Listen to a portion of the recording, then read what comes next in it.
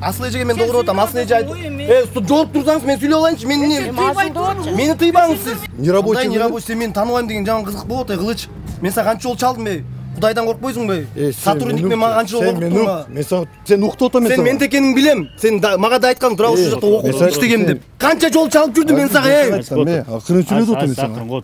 Опсте акчасын алсаңар 47. Жок, мен уктум, асыл деп. Саңыз, не бул сүйлөсө сөйлө. Уктаңар деп атам мен силерге. Мына бесе айттым. Бул мага келип туруп, жок, нарсаңыз. Алган эмеңерди коюп бергиле, баарыңар. Бир-бириңден коюп бергиле. Сен ушинтип. Баарыңар коюп бергиле. Сен айтып атасың, тура бул алган. Сен ушинтип сүйлө. Мында жерденчи, мынтип. Мен буга чыгып турсам да. Сен тиги мага алгаңар, мага эки коюп бергиле. Сен мошенник. Сен мошенниксиң, Бул вообще мындай.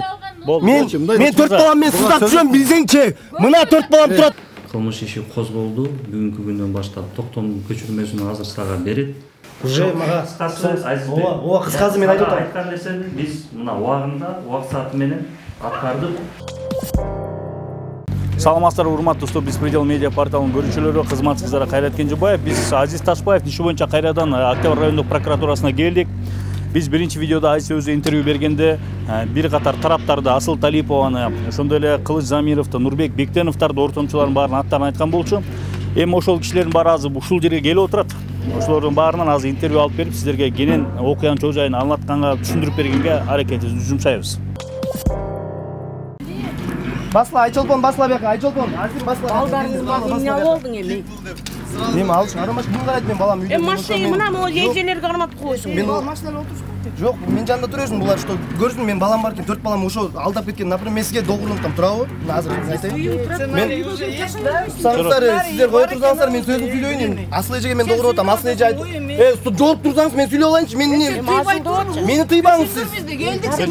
Өзүчүлөр таппагыла Отур, Асыл эже мына. Кайрат. Кез сүйлөп отур. Турсаңыз мен сиз болупту посредниксиз, мен посредниксизби? Эже. Нафига кое турсаңыз мен сүйлөйүн, тура айтып, мен сүйлөйүн, кое турчу. Асыл эже, мына айтып атам, Асыл эженин бетине айтып атам. Не партиясы канын калппы? Бетине айтылайынбы? Мына мен айткан сөзү. Мына айтайын, мына. Мен Асыл эже, Асыл Талипова догуруп атам, мына машинисти бетине айтып атам, даже полностью айтып атам. Асыл эже айтып атат, мен бир эле машина алгам, мени ортодо тети жана посредниктер алдап кетти деп, мына бетим айтып, тура ушуну айтып атасызбы? Мен ошо боюнча мына Асыл эженин өзүнө айтып атам мен. Келип айтып берип коюңуз, полностью как Кылыч кечөө айтыптыр сизге, мени тааныбайм деп. Келин ошо шакалгакта жүрөт, мен 4 балам мына мерде жетим калтырган, мына 4 балам үйү жок калтырган ошого. Сен эмне мага келдиң? Келбей эле кой. Мен бердим. Биринчиден сен тиги кылычтан сатып алганыңды давно эле билчүсүң да. Мына билем, мен өзүм болчумун. Бектенов экөөдөн сатып алгам. Эми азыр мен угайм. Кылыч квартираны алып, андан кийин бир ушундай момент болгон, хотел переоформить. Мен ошондо Бектеновго чалгам. Нурбек, сенден Кылычка кеткен квартираны азыр тиги апартаментти, бул эме жигит Азиз переоформить этели деп суранып атат. Переоформление кылып бере берейин дегенде, жок, Асыл эже переоформление кылбаңыз, потому что Кылыч мага $6000 бере элек деген. Ошо менен Азиздикин мен переоформить этпей алгам. Бул туугандарым бирөөнө переоформление кылам деп келген. Ошо менен анан бизде өз ара разборка болгонбуз.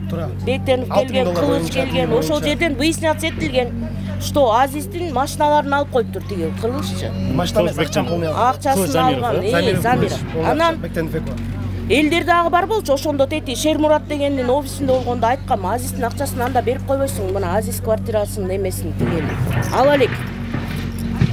Берип кой мунун акчасын. Сизди чалганбыз, ошон үчүн Кылыч канча? Мен сен бересиң, сен бергенден кийин биз компанияга өткөргөн $13000 машинеңди кайра кайтарып берип коебуз Азизге дегенбиз.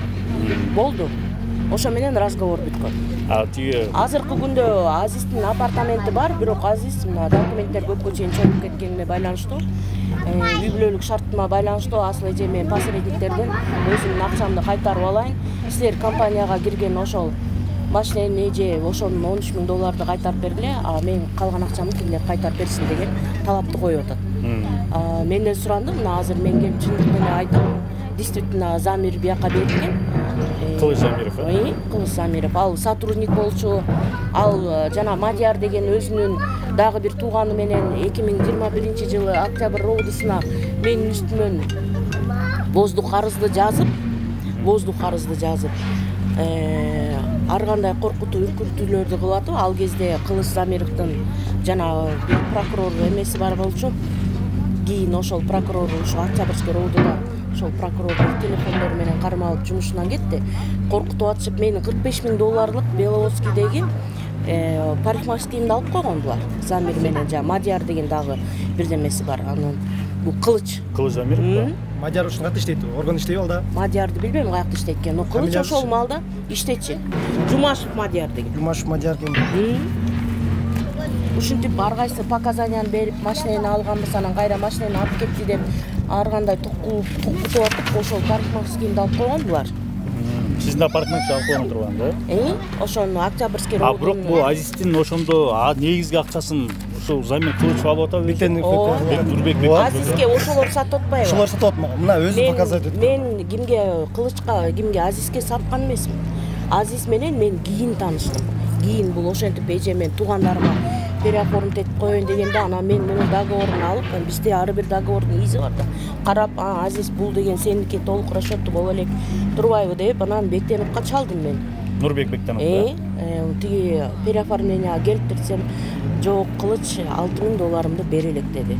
Ошо менен разговор токтогон. Кече күнү бизге чалып атат, Кылыч Замиров чалып айтып атат эме депчи. Мен бу Азизди тааныбайбыз, Нурбек Бектенов вообще ни при чем. Биз акчаны ага саткан эмес, алган эмеспиз деп мына. Ошентип айтып атат да, мен ошого аябай. Мына азыр балдар келгенде эле бетине айтайын, же болбосо айта берсеңер айта берем. Мен Баткенден келдим. Как раз силер билесиңер, мен жана пограничниктерге Баткенде 20-22 деме полкто үй салып аткам. Ошонун фундаментин коюп, түн ичинде келдим эле, мага Нурбек чалды. ВП центрдин подвалында жолуктук. Ошондо Кылыч деген жигитти мага Нурбек тааныштырды. ИС берди. Аслында мен ошол Кылычка өткөрүп бериш керек апартаментти деди. Кылыч кимге айтса ошого өткөрүп берип коесузбу деди.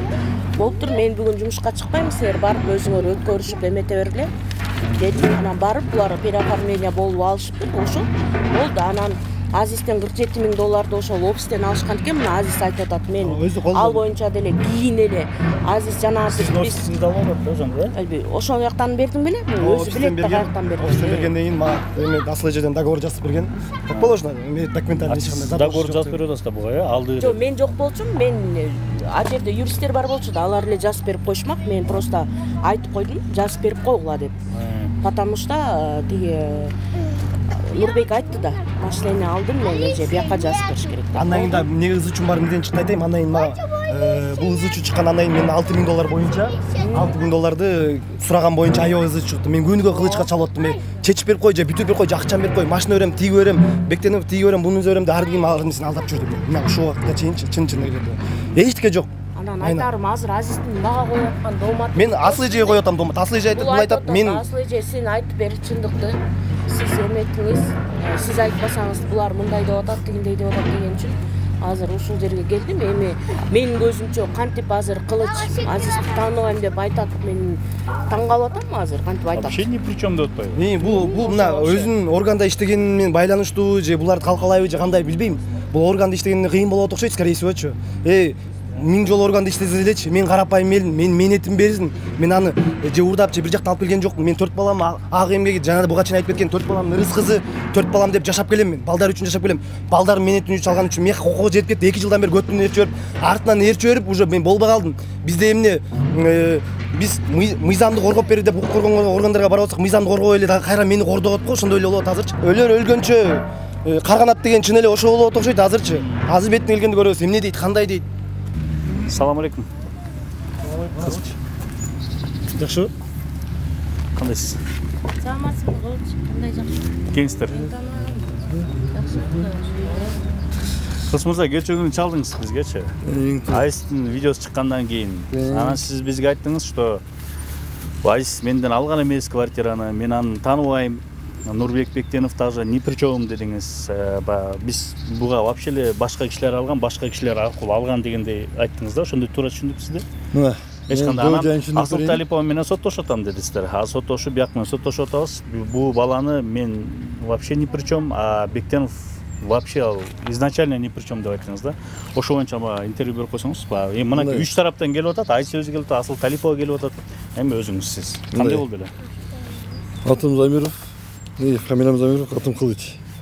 Асыл жен жакшы тааныбыз. Азизди бир балдар алып келди. Ортогум Нердайбек, Саке деген балдар бар. Мен эжеден квартира алам. Квартираны ээс Lex үлгүсүнөн баштан берип, квартираны сатып алам. Бектен Удурбек Lexус'um алып, эжеге берген. Бирок биз Бектен кешенбей, эжеден өзүм бар жаздырган прямой. Lexus алгандан кийин 10 күндөн кийин барып жаздырам. Ал моментте неменин бүт документтер бар болчу, доверительный документтер, доверенность бар болчу, тиги Нуржанат менен ортосунда соглашение бар болчу. Баарын көрсөткөн эже. Баарын көрсөтүп, ошонун негизинде бизге квартира сатат. Биз бул жерде квартираны утулганыбыз жок. Биз деле ошо Азиз Сүрөптү рахмет менен бизне жаман ниет менен алдыкпы. Жакшы ниет менен алып сатып алдык, квартираны алганбыз, алып квартира менде болчу. Гарри деген, Саке деген тиги бир балдар келди. Таныйм ал бала, чогуу эжеме иштеген балдар. Келип квартираны сатып беребиз деди. Менде разговор жок. Сатайын. Кылыч, эми отношения бар дейт, квартираны сатып берейин. 15 миң доллар, 14 миң доллар акча беребиз. Калганын бөлүп берелик. Гарантияга биз. Канча калды? Жазып берди. Мен 20 жып деле бергенсиз ошону? Жок, жок. ЕС мен 33 калган приблизительно. Бир 32-33 калган. Алып разница Нурбекөзө 5 миң доллар калат. Разница башка жерден өтчүбүз, кирпичтенби, бирден өтүшүп. Сиз алдыңыз. Анан бу айстын случайы кандай болуп атат ошонун үстүнө? Мага ортодо балдар келет. Балдар келет. Бул баланы тааныбайм мен. Бул экөөбүз Карла Марсада нерабочий күн көрүшөбүз. Турабайсыз? Нерабочий. Нерабочий сен мени тааныбайм деген жаман кызык болуп атат, Кылыч. Мен сага канча жол чалдым бе? Кудайдан коркпойсуңбу? Сотрудник мен мага канча жол коркуттуңбу? Мен сени азыр угуп атам, мен сени лапшаң көрүп, мен сага чыдабай калдым. Сен түшүнсөң болобу?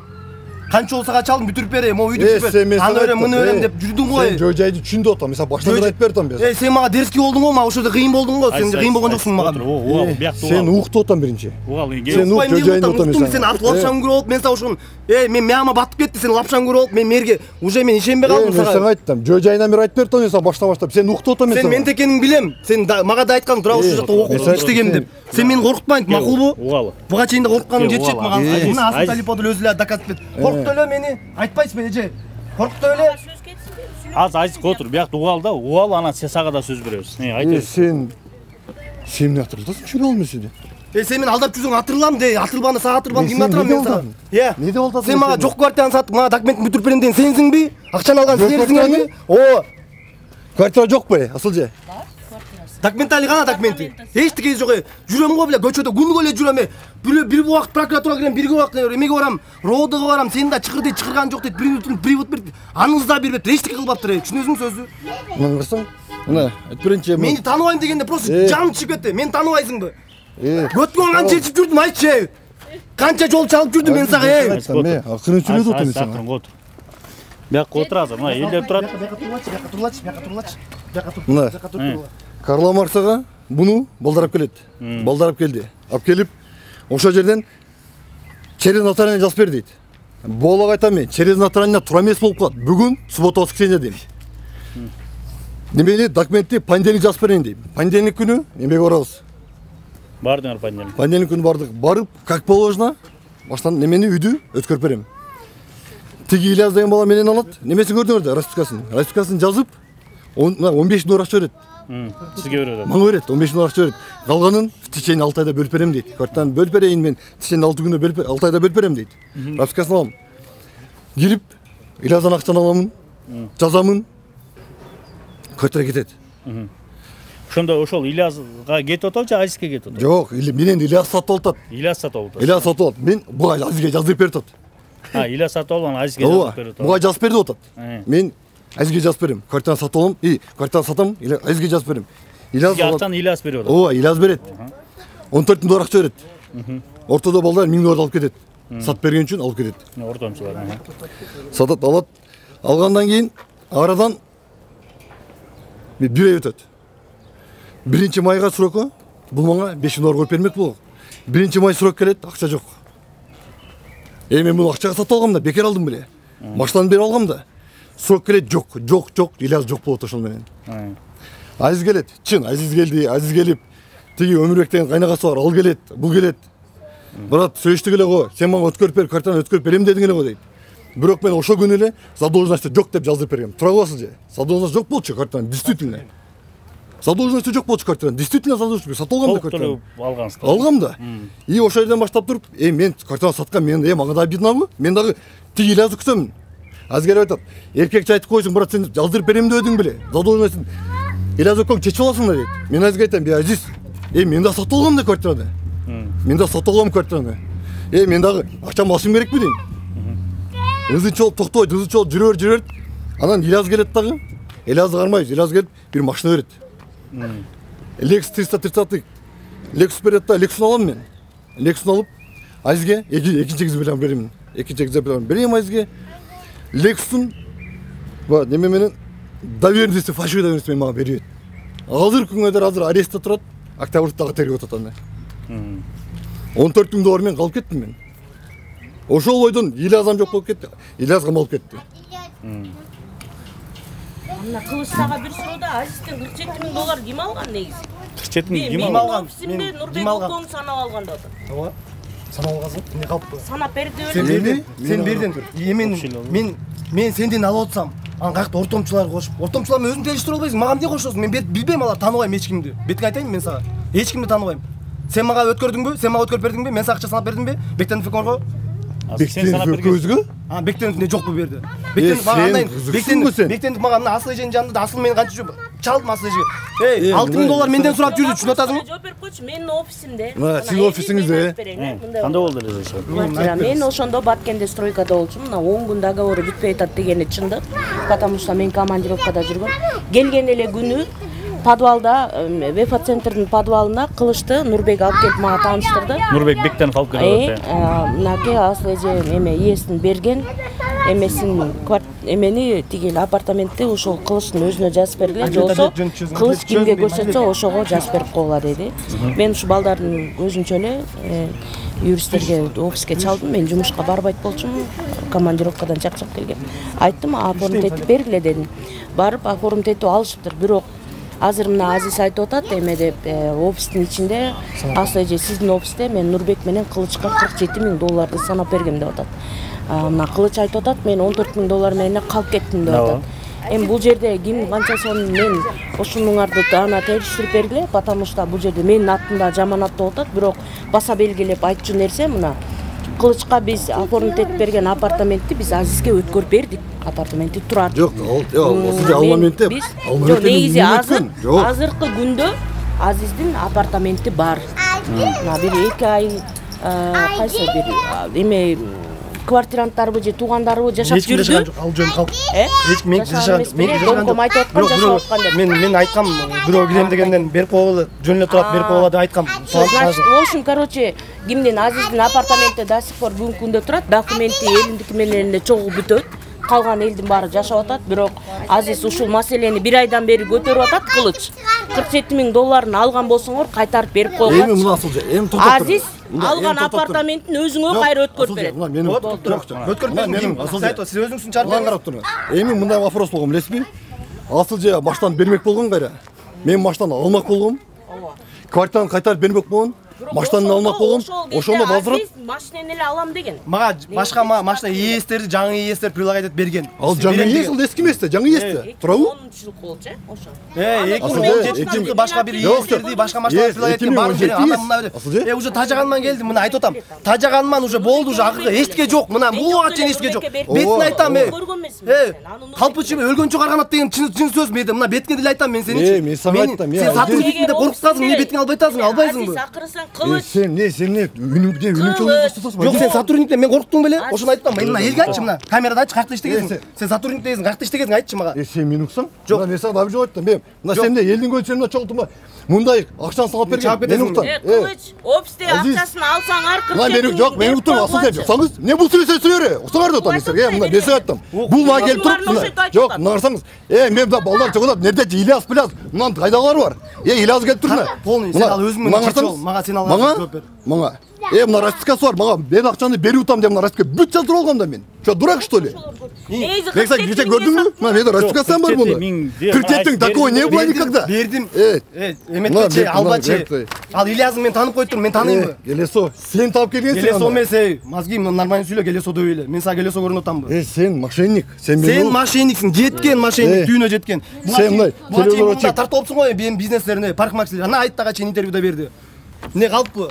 Бұл кім расписка? Мына Ильяздың распискасы, маған ақша беріп жатқан баланың распискасы бұл. Мага бала расписка өтат. Мына мен ақша беріп там қылычқа. Мына мен алутам деп. Мына Ильязды келіп ушунайна нема Ильяз қамалған да. Натурально қаттатқан емес пе? Танымаймын. Мен қаттатам, ошоны жаздырып алғам да. Бектен Нұрбектен болды, мага претензия ошоларға. Азыр мен Нұрбек да келет, бұл жерге бұл жерде мына квартираны Бектенов келді ал? Жоқ, келет. Бұл квартирадачы, мына Бектеновчы. Мен Бектенов алгам, бирок бұл сделкада Бектенов вообще жоқ ал бала.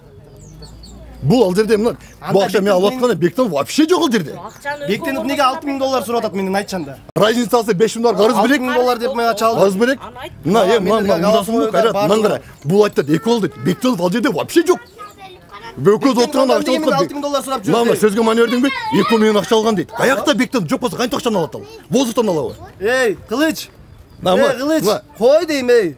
Саған анча олчалдым не, саған жазған мен саған айтпайта, мен саған айтам, мына Бектенов алдырды да отасың ғой сен. Бектенов 2 алды да отасың ғой. 2 албай мен алдым бу. Саған моон. Ошону Бектенов каерде эле? Кандай каерде эле? Офисте болчу. Ошону сен мага моonu эмне, могу мага эмне атам келип жазып берди. Же чоң атам келип жазып берди. Чоң атаң жазып берди, мына жазып берди алдында турат го. Сен жаздырып бербедиңби ошону бүтүп, документи бүтөт деп. Туурабы? Мартта бүтөт дедиң, качан майда бүтөт дедиңби? Документи мына. Асыл же документи бүт. Разыш документ көрсөттүңүз да бизге? Бердин, мына келди, Замиров Кылычы да келди башка. Буга чейин мен коркуп туурабы көргөн иштейм деп. Иштейм дедим беле, мен сага сурап атам. Сен эмне мындай? Сен бузар иштетпен деп, Азиз. Сен айландырып атасың. Бамда сүйлөп, элдин önчө бамда машинский движение алды. Мына айттым, Нурбек келген. Нурбек жок ал жерде. Мына 2 акчаны алган дейт. Нурбек вообще жок болчу ал жерде. Кантип Нурбек 2 акчаны алды, Нурбек жок болсо. Сиз кимден алып атасыз? Ильязданбы? Ильяздан алдым, мен Нурбек деген ал жерде вообще жок.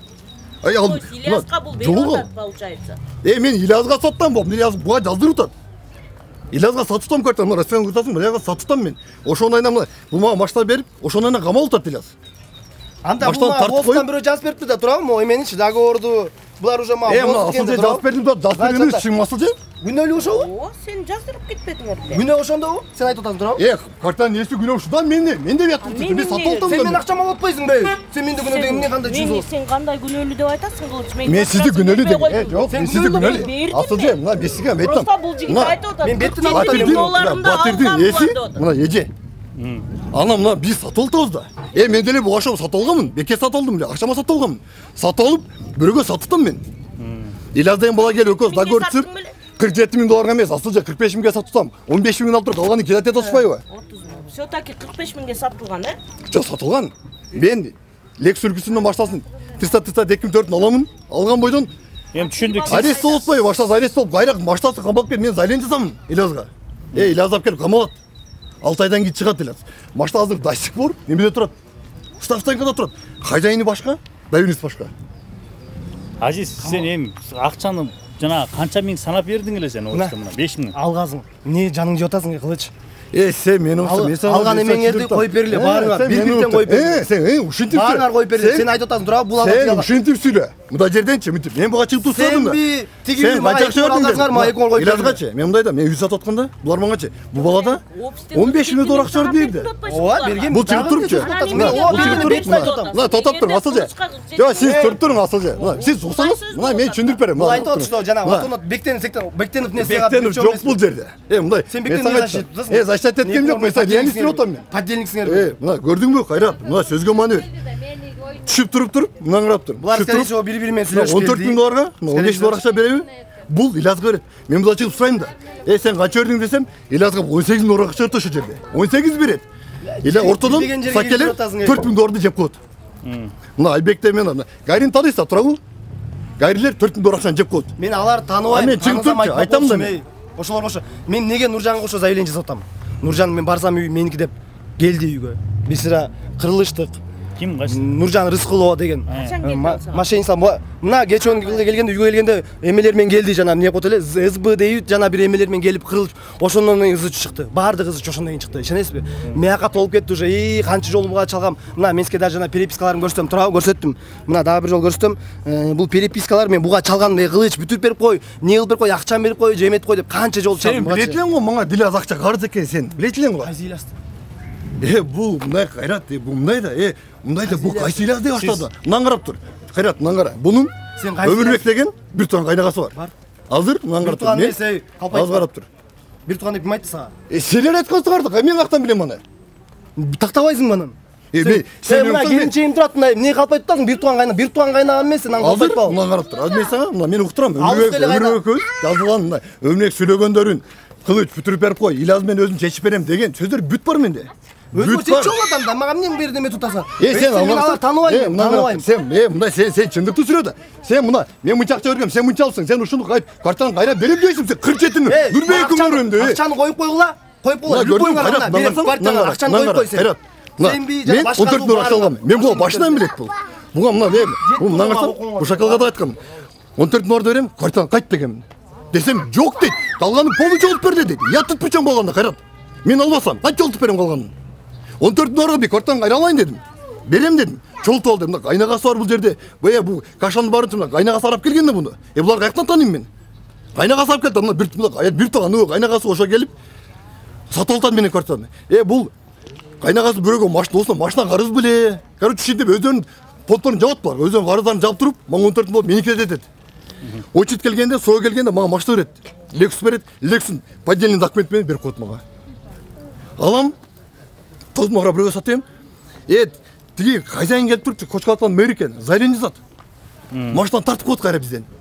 Жанагы 14 миңди кайтарып берем, апартаментти кайра бер дегенди чындык кылышты, потому что Сизге келди эле ошентип айтып. Ооба, потому что Азиздин оформлениясын мен кылбай койгондо, Азиз кайра мага келгенде мен кылышты чакыргам офиске. Айткам кылыч. Эмне мага айткан сен боюнча? Жок, аны азыр айтып аткандай эстеп атам, мен канча жыл өтүп кетти, азыр укпайсың мен переберди. Анан кылыч айтты.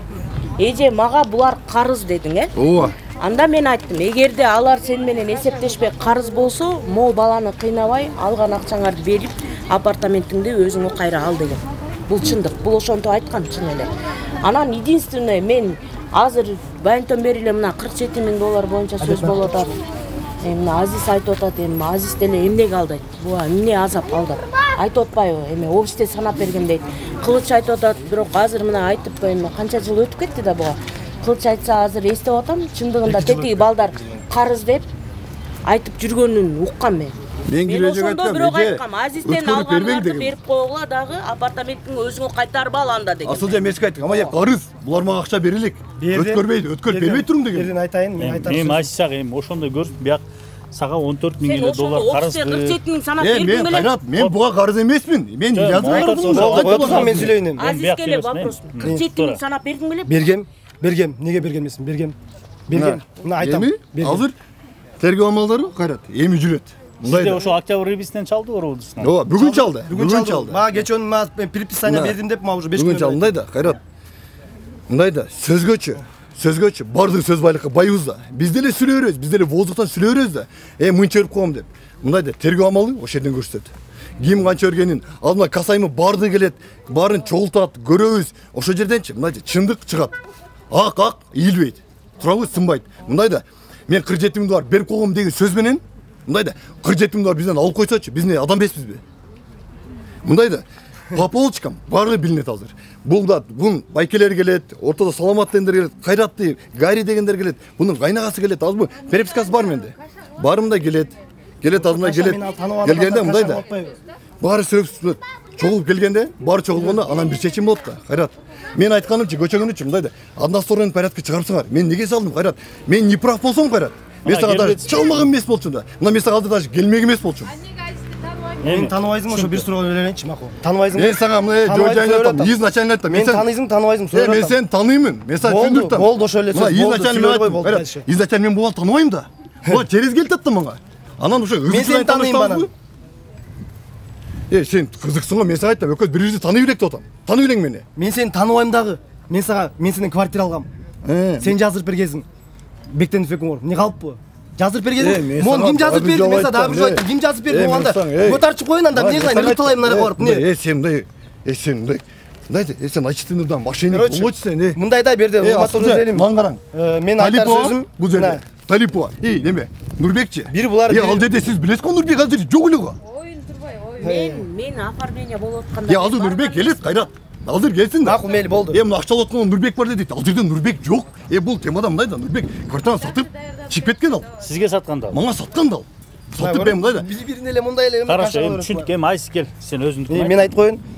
Берден мына көрүңүздөр, булар бири-бирине эле шылтап, тигини шылтап, булар артына чейин тиги чыккан изине чейин айтат, могу бир тамчы эмесине чейин айтып, полностью айтат буларчы, эми болду. Бул иштен мен тажадым уже, действительно. Болду, жирет мага окомон жет. Алып эле буларды камап эле салыш керек, эң жакшысычы. Момундай алган адамдарга уксаң кое тур, мен сүйлөп атам, кое турчу. Ошончо. Кое турчу. Мен сүйлөп атам, сен сүйлөбөсөң, сен мага кимсиң? Мындай да. Мынасаң, мошенниктер кемде? Мошенниктер сөзсө өтө береби? Мынерде эмне? Мына мен сага кое тур. Жок, мынерде мындай да, Кайрат. Терги амалын көрөлү да. Терги амалында как болса көрсүн. Ошол жердечи мындай да, Кайрат, мындан карап тур. Ушуна баары терилгенде мындай да. Бул сүрөгөн сөздү, мына карасаң, сүрөгөн сөздү туура эмес болсо эмне болот ошондо, Кайрат? Аман өз деме. Жок, мына карасаң, ошондо Кайрат эмне болот? Түшүндүрүп боло мага. Милициядагы органдарга иштеген. Сен мен ук. Органда иштеген ошондо. Кайсы органда иштегенсиң айтып койчу. Мен түшүндүм сизди. Мына карасаң, Кайрат сен мен фиксация болуп атат азыр. Жок, мен фиксацияны түшүндүм. Мына да Кайрат серди мына кызык да мангачы, мага ушундайча кызык болду. Ошон үчүн мен сага чалдым да, Кайрат. На каком основании, Кайрат? Мына терги амалын билбей туруп, мындай өзүңөр иликтирбей, мындай иликтешпей турганын эмнеге чыгардың? Мен айтуум боюнча. Мен кайрылдым. Мына кара, Кайрат. Мына кара. Мен сүйлөп коеюнчу. Мына бул кайрылып айткан каймашеты, бул эртеңге чейин. Өлгөнчө кайга карганат. Өлгөнчө карганат. Сен мошенник. Сен мошенниксиң, Бул вообще мындай. Мен 4 балам мен сыздап жүрөм, билсеңчи. Мына 4 балам турат. Бул чүпсүрөчү. 4 балам турат, мен сыздап жүрөм, блядь, квартирага алып. Түшүнөсүңбү сөздү? Мага деп Мен квартирага сен. Сен көч, сага барып да, көрдүңбү? Сага барып. Анан не, сен алдап атсаң анан мага бересиң, кимге барып анан? Сен мошенниксиң, жеткен сен роды. Кайсы органда иштейм дедиң эле мага? Чычкак, сен мени. Чычкак эмес сен. Мен сага чычкак болушум мүмкүн. Элдин алдын алдаш үчүн, сен элди алдаш үчүн. Сен мындай даярданыпчы, антипчи мындай, элди бударашты киргизенимде сүйлөп. Терги амалын Кайрат, көрөбүз биз. Терги амалын көрөбүз. Терги амалын көрөлү биз. Мына түшүндүм, октябрьси тергөө алыптыр, аякта да чагылдырабыз. Эметиңиз эми ал могу. Менин алып бул жүргүлө. Азыр октябрь роодуга баралы, тергөөчүнүн астына кирели. Азыр биякты могу прокуратура кирип алалы. Өзүнчө кирип алайын мен. Өзүм көйгөйүмдү айтайын. Эми биякта эми айталы. Биякта угалым. Бул мындай эле. Кое турчу мен сүйлөп алайын эми. Кечке сүйлөдүң. Уже стресс болуп бүттүм. Баягы сизге айтмакчы, бул бир күн эле уктабаса мен 1-2 айдан бери уктабай жүрөм. Нерв уже кадимки эле на пределе уже жетет. Айткандай. Уже толкунданып уже мен нерв уже могу точкаларым, клеткаларым уже болбой калды. Булар ушинтип эле актана берет. Бул өлөрүнчө актанат, айтып атамбы дагы элечи. Же берде эмне ошондо мен алдам калып анан буну жөн эле воздухка жазып берип, анан буну барып анда барып ыргытып салайын, анда тияк барып ыргытып салайын, аркы кереги жок депчи. Эмне кылайын? Мен чындыкты издеп келип айтып, мына айтып атам. Чечсин тергөө амалдары. Мошенниктер соттосун деп атам. Соттоп бар жоопко тартылсын. Эмнеге карапайым мени сыздаш керек берден? Мен 4 балам мен буга чейин айтмакчы, квартирада жүрүп, тиякта жүрүп мен уже тажадым. Чынын айтасың, апам үйүнө жашайм айтканда, буга чейин айтканымды айтып келмекчи. Закон бизди коргойбу же кордойбу? Бир суроо да. Ошону ажообуз өзү келип, ажообузга жетсе экен деген үмүттө. Мына мен буга чейин эмнеге сыздап айткам, ыйымды айткам, полный нерсени айткам. Азыр бери келип ар нерсени будараш дейт, бул ар нерсени айтып атты ужечи. Бул бир күн уктабаса мен канча жылдан бери уктабай жүрөм, ошону билеби бул? Билбейт да, буга баары бир. Мына ачык мен сөзүм ошо. Булар бири-бирине шылтап атат мындай. Кайра эле мындай круг айлантып атат да, булчу тиге барабан мында эмес, тигинде деп ар бирине шылтап атат булчу. Тияка бияка шылтап атат. Жооп берсин, бардык. Акчаны коюп берсин, ким алдап атат? Ортодо. Азыр эми прокурор чакырган билесиңби? Баягы келгенде. Эми кирип чыгып алат, Келип кандай эмне экенин баарын көрөлү. Бул Азиз Ташбаевдин иши боюнча кайрылганыбызда прокурордун орун басары 3-күнү келгиле бир жообун беребиз деген. Азыр кирип ошо жообун өз сөзүнөн укмакчыбыз. Азиз.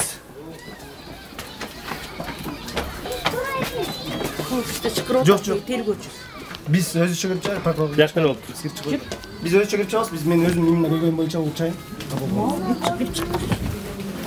Бас. Ошону болду.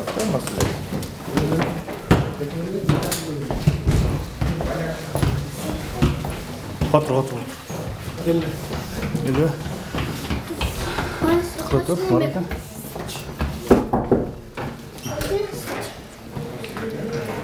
Прежде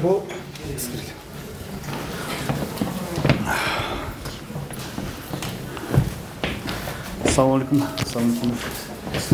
Қалайсыздар? Біз отырғансыз. Сіз айтпасыз біле, 3-ші күні толық жол болады депші. Ошол жоғын расын алғанға келдік. Тараптар да жолықты бір-біріменші.